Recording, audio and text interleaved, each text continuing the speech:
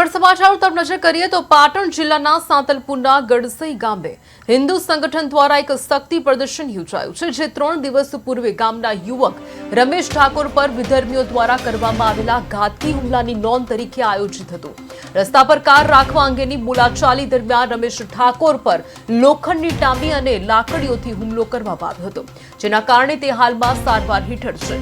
પરિવારજનો અને હિન્દુ સંગઠનો દાવો છે કે આરોપીઓ સામે યોગ્ય કાર્યવાહી કરવામાં આવવી જોઈએ, નહીં તો તેઓ ઉગ્ર આંદોલન કરશે તેવી ચીમકી આપી છે।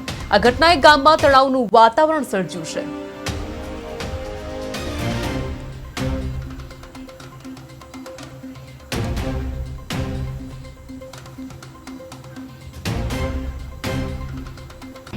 વાતની બાબતમાં હુમલો કરવામાં આવ્યો હતો, તો સરકાર પાસે એવી માંગણી છે મારી કે વિધર્મીઓને કડકમાં કડક સજા આપે અને એમનું અમારા ગામથી પાદર સુધી સરઘસ કાઢવામાં આવે।